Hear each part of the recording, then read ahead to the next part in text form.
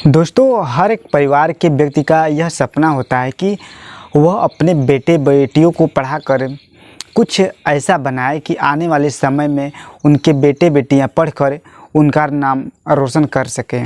इसी तरह एक परिवार होता है, वह अपनी बेटी को बहुत ही अच्छे ढंग से पढ़ाते हैं। उनकी बेटी भी पढ़ने में काफ़ी तेज़ होती है।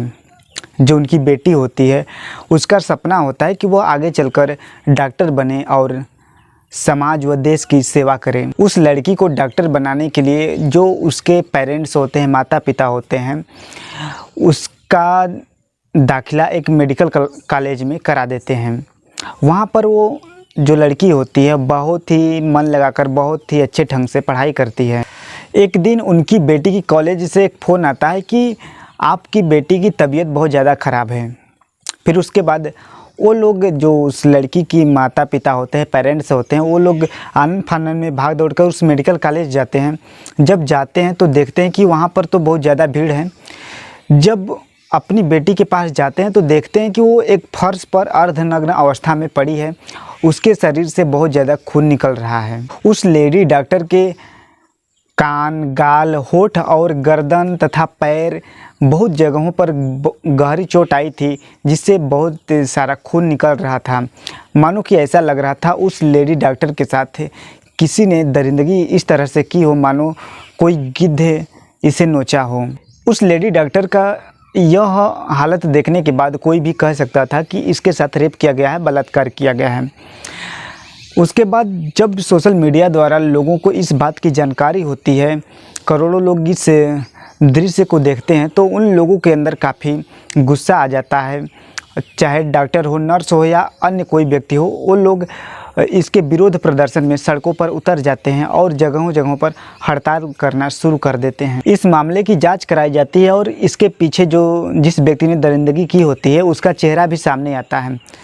जब सोशल मीडिया द्वारा लोगों को इस घटना की जानकारी होती है तो लोगों को अपने ऊपर यकीन नहीं होता है कि कोई इंसान इतना कैसे गिर सकता है। एक महिला के साथ, एक महिला डॉक्टर के साथ इतनी दरिंदगी कैसे कर सकता है। जब आप भी इस पूरे घटनाक्रम को सुनेंगे तो शायद आप भी सोचने पर मजबूर हो जाएंगे कि भला एक व्यक्ति एक महिला के साथ इतना गंदा व्यवहार कैसे कर सकता है। दोस्तों, आज की जो घटना मैं आपको बताने जा रहा हूँ, यह घटना पश्चिम बंगाल का जो राजधानी है कोलकाता, यहीं का एक सिटी लगता है लाल बाज़ार। इसी सिटी में एक मेडिकल कॉलेज है, आरजी कर मेडिकल कॉलेज। यह घटना इसी मेडिकल कॉलेज की होती है। दरअसल इसी मेडिकल कॉलेज में पढ़ने वाली एक छात्रा होती है जो कि पीजी की छात्रा होती है। वह लेडी डॉक्टर अपने उस आरजी कर मेडिकल कॉलेज में जितने भी डॉक्टर कर्मचारी थे, जितने भी नर्स होते हैं, साथ ही जितने मरीज होते हैं, उनके सामने बहुत ही अच्छे से पेश आती है। सबसे हंस कर प्यार से बातें किया करती थी और जितने मरीज भी होते हैं उस लेडी डॉक्टर से भी उसी तरह से प्यार से बातें किया करते थे। दरअसल दोस्तों, 8 अगस्त 2024 को रात्रि के लगभग 8 बजे यह लेडी डॉक्टर आरजी कर मेडिकल कॉलेज में जो मरीज होते हैं उनकी देखभाल करने के लिए जाती है। कई घंटे उन लोगों का उपचार करने के बाद लगभग रात्रि के 12 बज जाते हैं। तब उसके जो साथी होते हैं उनसे वह लेडी डॉक्टर पूछती है कि अभी तक आप लोगों ने खाना खाया या नहीं। तब उनके साथी कहते कि अभी तक तो हम लोग नहीं खाए हैं। तब वह लेडी डॉक्टर कहती है कि ठीक है, कोई बात नहीं, अभी तक मैं भी खाना नहीं खाई हूँ, चलिए मिलकर साथ खाते हैं। उसके बाद उस लेडी डॉक्टर के साथी और वह लेडी डॉक्टर मिलकर साथ साथ एक ही बेंच पर खाना खाते हैं। खाना खाने के बाद जो लेडी डॉक्टर होती हैं वह अपने साथियों से कहती हैं कि मैं काफ़ी थक चुकी हूँ, इसलिए आराम करने के लिए मैं जा रही हूँ, आप लोग यहीं पर बैठकर मौज मस्ती करिए। उसके बाद दोस्तों, जो लेडी डॉक्टर होती हैं उस कॉलेज के चौथे मंजिल पर एक सेमिनार हॉल होता है, उसमें आराम करने के लिए चली जाती हैं। उसके बाद अगली सुबह निकलती है, यानी 9 अगस्त का दिन भी आता है। कुछ लोग उस सेमिनार के आसपास जाते हैं, उधर जाते हैं घूमने के लिए। तभी उस सेमिनार के अंदर कुछ ऐसी दृश्य देखते हैं कि उनके पैरों तले से ज़मीन खिसक जाती है।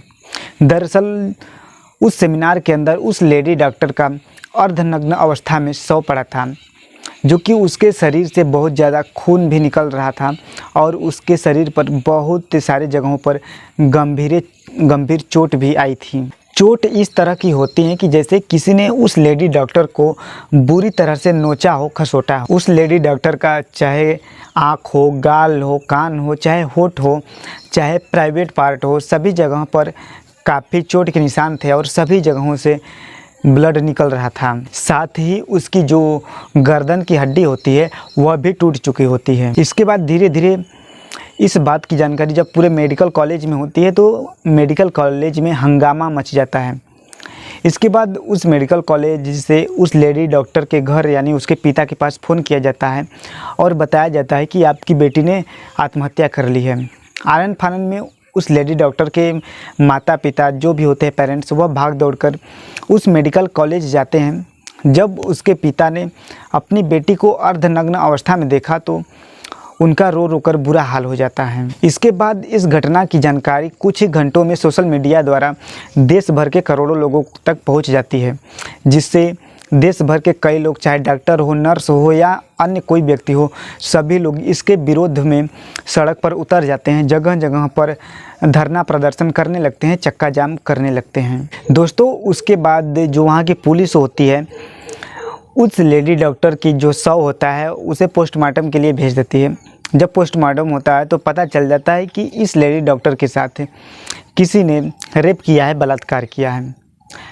इसके बाद जो लोग प्रदर्शन कर रहे थे उसके विरोध में उन लोगों के मुंह पर एक ही सवाल था कि आखिर इतनी अच्छी लेडी डॉक्टर जो कि सभी लोगों के सामने अच्छे से पेश आती थी, आखिर उसके साथ इतनी बड़ी दरिंदगी कौन कर सकता था? आखिर कौन है वो दरिंदा जो कि इस तरह की घटना को अंजाम दिया है? पश्चिम बंगाल की जो सरकार होती है उसके ऊपर केंद्र सरकार, साथ ही जो अन्य राज्य की सरकारें होती हैं उनसे दबाव पड़ने लगता है कि इसकी जल्द से जल्द जांच कराई जाए। आखिर में जो वहाँ की राज्य सरकार होती है इस मामले की जांच करने के लिए एसआईटी के गठन करती है। दोस्तों, जब एसआईटी टीम का गठन हो जाता है तो वह इस मामले की, इस घटना की जांच करने के लिए उस मेडिकल कॉलेज जाती है। जब वहाँ पर बारीकी से एसआईटी की टीम जांच करती है तभी उस कमरे में जहाँ पर उस लेडी डॉक्टर का लाश पड़ा था वहाँ पर उस टीम को एक ऐसा चीज़ मिलता है जिससे उस दरिंदे तक पहुँचने में उस टीम को आसानी हो जाती है। दरअसल उस कमरे में यानी उस सेमिनार कमरे में जहाँ पर उस लेडी डॉक्टर का लाश होता है वहीं पर एक ब्लूटूथ मिला होता है, जो ईयरफोन होता है कान का, वहीं पड़ा था।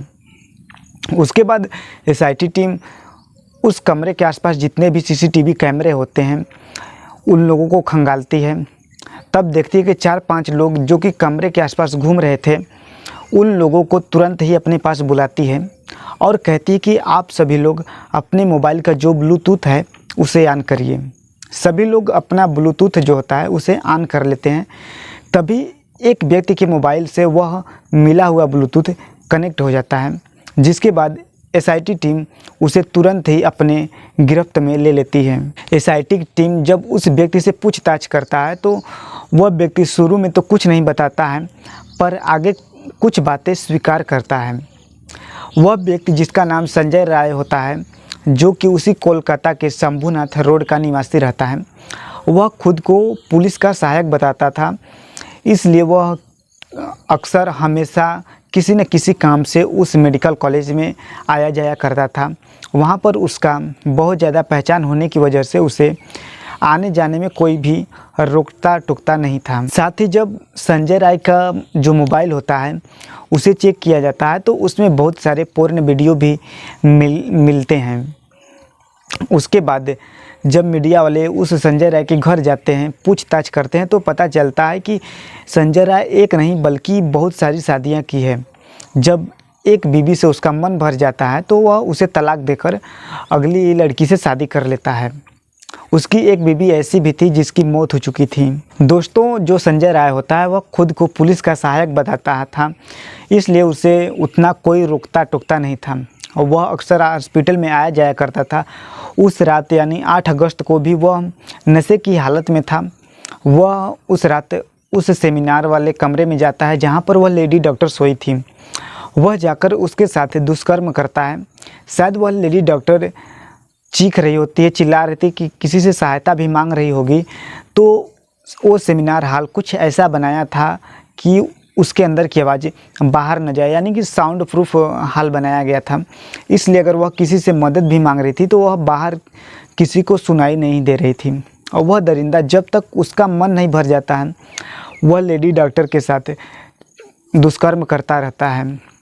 लेडी डॉक्टर खुद के बचाव के लिए उसे नोचती खसोटती है, तो इसके बदले में वह व्यक्ति यानी संजय राय भी उस लेडी डॉक्टर को भी बहुत जगहों पर गंभीर चोटें दिया था। जैसे उसके आँखों पर खरोच के निशान थे, उसका होठ कटा हुआ था, साथ ही इसके प्राइवेट पार्ट पर भी बहुत ज़्यादा चोट के निशान थे। और जो उस लेडी डॉक्टर का गर्दन का हड्डी होता है वह भी टूटा हुआ था। एक मीडिया रिपोर्ट के अनुसार यह भी जानकारी मिली है कि पहले वह व्यक्ति उस लेडी डॉक्टर का पहले हत्या करता है, फिर उसके बाद उसका दुष्कर्म किया। फिलहाल तो पुलिस उस संजय राय को गिरफ्तार करके भारतीय न्याय संहिता की जो धारा किसी की हत्या करने व दुष्कर्म करने में लगती है वह लगाकर उसे जेल भेज दिया है। और आगे इस घटना की जांच चल रही है कि कहीं इसके साथ और अन्य व्यक्ति तो नहीं थे, और थे तो वे लोग कौन कौन थे और किस तरह से यह व्यक्ति इस तरह की घटना को अंजाम दिया है।